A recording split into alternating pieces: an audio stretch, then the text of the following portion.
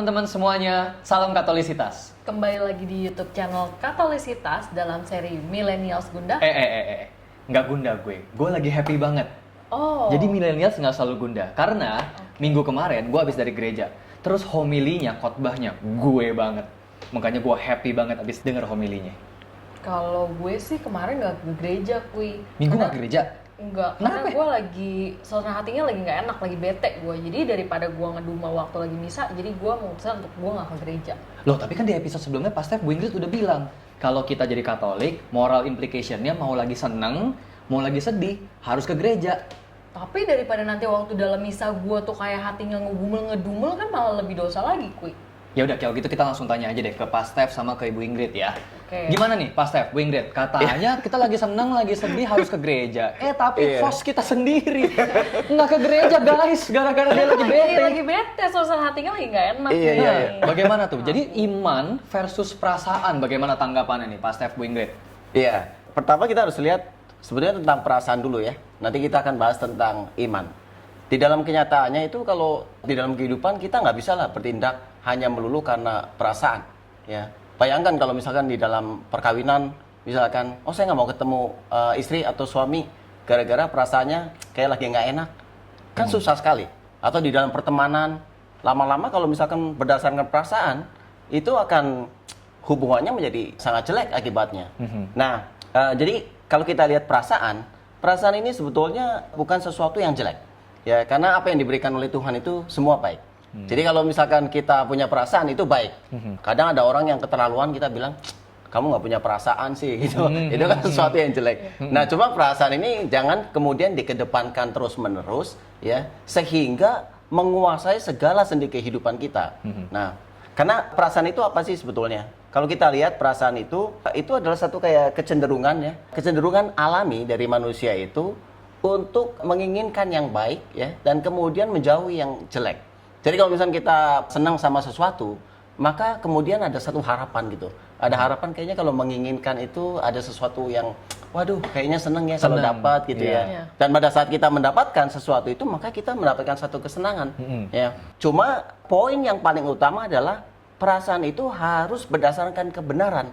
Nah seringnya orang sering salah, perasaan itu pokoknya semau saya. Tanpa dasarnya kebenaran juga nggak apa-apa, yang pokoknya saya moodnya lagi begini. Ya, ini yang nggak boleh. Dalam konteks yang tadi, saya nggak mau ke gereja nih, misalkan gara-gara lagi bete gitu ya. Ini justru salah ya. Kenapa di dalam beragama, di dalam beriman, ini nggak boleh berdasarkan hanya perasaan. Ya, pertama perasaan bisa salah, bisa berdasarkan bukan kebenaran. Artinya bukan sesuatu yang menuntun kita kepada kebaikan. Jadi perasaan juga bukan Tuhan. Oleh karena itu jangan mendasarkan segala sesuatu dengan perasaan. Ya. Jadi kalau kita melihat di sini ya, untuk supaya kita berkenan pada Tuhan karena perasaan ataukah karena iman? Jawabannya kira-kira apa? Iman. Ya. Surat Rasul Paulus kepada jemaat di Ibrani mengatakan bahwa tanpa iman tak seorang pun berkenan di hadapan Allah. Ibrani 11 ayat 6. Nah, jadi kita mesti tahu apakah iman ini? Apa kaitannya nanti dengan perasaan, ya kan? Nah, iman ini masih di surat Ibrani ini 11 ayat 1 dikatakan adalah apa? Dasar dari segala sesuatu yang kita harapkan dan bukti dari sesuatu yang tidak kita lihat. Nah, dari sini kita tahu kalau sebagai dasar yang kita harapkan harus sesuatu yang kuat, ya kan? Maka itu Rasul Paulus masih sama menuliskan suratnya. Tidak ada seorang pun yang bisa meletakkan dasar yang lain daripada yang telah ditetapkan oleh Yesus, ya, yaitu Yesus Kristus, ya.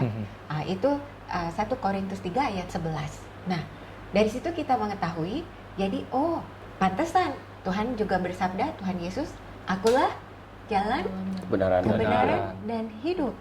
Nah, karena dia dasarnya kebenaran itulah yang kita harus jadikan dasar untuk kita beriman supaya tidak mudah berubah-ubah. Seperti perasaan, karena perasaan kita gampang banget berubah ya. Apalagi para wanita gitu kan. Lagi curhat ya. Bete kenapa sih? Naik turun ya. Moodnya kayak ini weather. Iya, berubah-berubah. Iya, terus kan selain itu setelah Yesus bangkit dan naik ke surga, apalagi dasar kebenarannya itu. Nah, kita melihat dari firman Tuhan juga 1 Timotius 3 ayat 15. 15. Jemaat Allah yang hidup itulah yang menjadi tiang penopang Dan dan dasar dasar kebenaran. kebenaran. Nah, atas dasar itulah jadi kita melihat bahwa berarti untuk supaya kita punya dasar yang kokoh, kita berpegang pada Yesus dan kita berpegang pada jemaat Allah yang hidup, yaitu gereja. Ya, jadi perbedaannya sebetulnya kalau perasaan itu bisa lebih berubah-ubah. Sedangkan iman itu punya dasar yang lebih kokoh. Karena dasarnya adalah kebenaran. Dan dia lebih kokoh karena tidak lagi tergantung dengan moodnya kita. Ya. Jadi walaupun misalkan kita merasa bahwa kayaknya saya lagi nggak mood ke gereja, perasaan saya bilang begitu.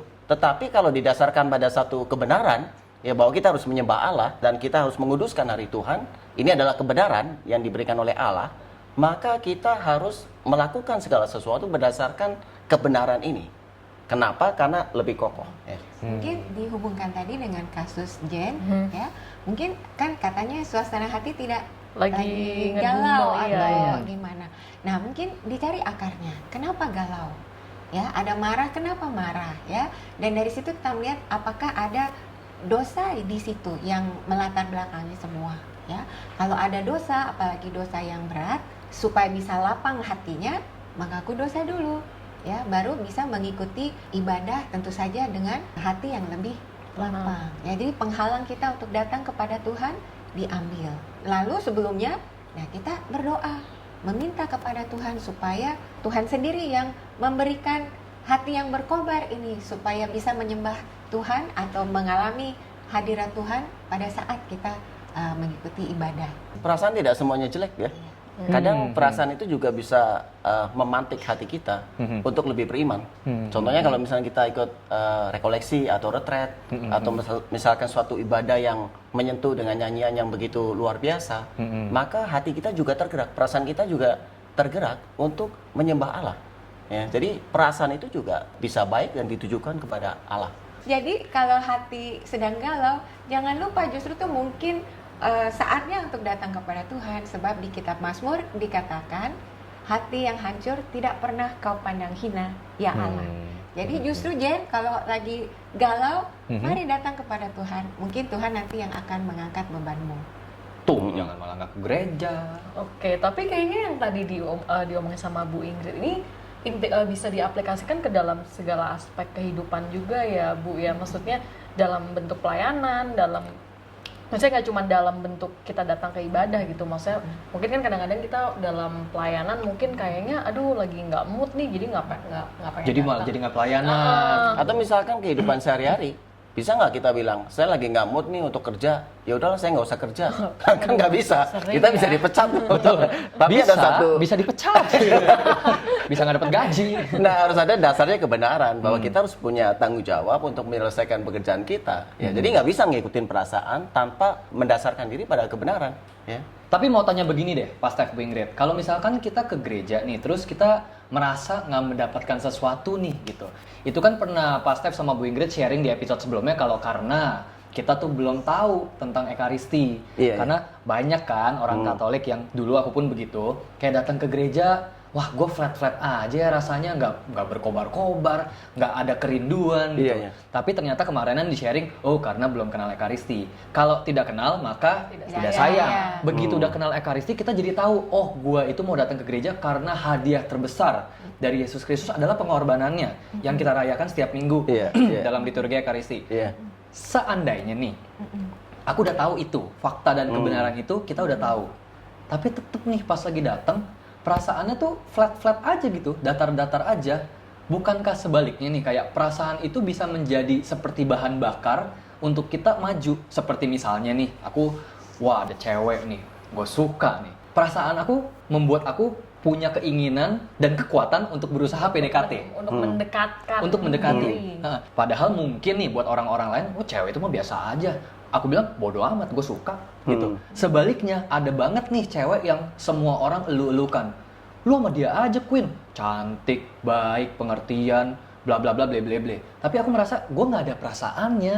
Padahal aku tahu fakta-fakta bahwa ini baik, ini cocok, ini the best. Tapi karena nggak ada perasaannya, aku nggak punya kemauan untuk maju gitu. Sama lah halnya dalam gereja, karena aku tahu ini semua faktanya tuh baik untuk aku. Tapi perasaannya nggak ada. Itu Iya. bagaimana ya? Ya, dalam contoh yang tadi cewek yang kamu sebutkan, kalau kamu udah dapatin cewek itu, kamu punya perasaan yang sama terus konstan bahwa itu, wah saya sangat tertarik sekali nih sama orang ini. Setiap hari kamu punya konstan perasaan itu nggak? Mungkin tidak ya. Sama. Di dalam kehidupan spiritual juga sama. Jadi kita di dalam kehidupan spiritual atau rohani memang bisa naik turun. Ya. Tapi tidak menjadikan bahwa kalau kita lagi turun, kita meninggalkan. Ya. Sama seperti orang lepas tanggung jawab. Saya nggak senang kerja, ya udah saya tinggalin kerjaan saya. Kan nggak bisa begitu. Kita harus tetap konsisten untuk menjalankannya. Jadi di dalam agama juga sama. Ya, walaupun kita kelihatannya bosan, justru dengan terus misa, maka rahmat Allah juga bekerja dan kemudian memberikan sesuatu kepada kita, yaitu rahmat, supaya membantu kita, dan kemudian kita akan mendapatkan satu kedamaian, kebahagiaan gitu. Kalau misalkan kita berhenti ke gereja, memang kemudian kita dapat kebahagiaan, memang kita dapat kedamaian, ya mungkin malah lebih susah, kita perasaannya lebih hampa gitu kan. Mungkin kayak tadi ya kan Queen merasanya udah tahu tapi kok nggak ada feeling gitu kan. Ya mungkin pertanyaan berikutnya, udah doa belum meminta? Karena kalau kita belajar dari pengalaman para kudus ya, mereka juga meminta supaya bisa mengalami perjumpaan dengan Tuhan itu, dan Tuhan memberi. Karena yang pertama kali ingin supaya kita mengalami kehadirannya itu pertama-tama bukan kita, tetapi Tuhan. Tuhan ya. Iya. Seperti di episode juga sebelumnya ya, kayak Tuhan yang Iya, mau merangkul Tuhan kita, yang yang mau memberkatkan diri merangkul kepada kita. kita. Jadi kalau kita lagi ke gereja, terus merasa tidak mendapatkan apa-apa atau nggak merasa mendapatkan feeling yang berkobar-kobar, yang dicari bukan gereja mana yang bisa memberikan perasaan tersebut ya. Jadi ya, karena banyak orang nih yang cobain gereja ini deh, cobain gereja ini deh, untuk mendapatkan feeling tersebut. Iya, kalau caranya begitu, dia akan berpindah-pindah ke gereja terus-terusan. Karena ada satu saat ya perasaannya menggebu-gebu. Kemudian setelah begitu sekian lama, dia akan merasakan, oh kayaknya biasa aja. Dan kemudian dia akan mencari ke gereja yang lain. Nah, jadi di dalam beriman itu yang dicari bukan perasaan, memuaskan perasaan kita, tapi mengikuti kehendak Allah. Itu yang paling penting sebetulnya. Oke. Iya teman-teman, jadi di dalam mengikuti Allah, maka kita tidak boleh berdasarkan perasaan. Karena perasaan itu bisa berubah-ubah. Kalau kita mau mengikuti Allah, kita harus berdasarkan kebenaran. Dan kebenarannya itu adalah Allah, yaitu Kristus, yang adalah jalan, kebenaran, dan hidup. Jadi kalau kita mau sungguh-sungguh beriman, dasarnya adalah kebenaran, bukan perasaan. Oke guys, sekian untuk video hari ini. Semoga video ini dapat menjadi berkat untuk kalian semua yang menonton. Betul, dan juga menjadi berkat untuk Jennifer. Biar Untuk dia hostnya. pas lagi bete, tetap ke gereja. Tetap ya, harus jangan ngikutin perasaan. Jangan ngikutin harus perasaan ngikutin doang, iman. perasaan gampang berubah soalnya. Betul. Jadi jangan gampang baper guys. Jangan lupa juga untuk like dan share video ini. Dan buat teman-teman semuanya yang masih punya pertanyaan atau punya kegundahan apapun seputar hidup spiritualitas dan seputar iman, boleh banget buat tulis komen di bawah ini ya. Nanti kita bakal kasih komen-komen kalian, pertanyaan-pertanyaan kalian ke Pastef dan juga Ibu Ingrid untuk dibahas di video Katolisitas yang berikutnya. Dan Betul. juga jangan lupa buat kalian yang belum subscribe channel kita, please subscribe channel kita dan juga dinyalain ring notification bell-nya biar nggak ketinggalan video-video terbaru kita. Oke? So, sampai bertemu di video Katolisitas yang berikutnya. Bye-bye.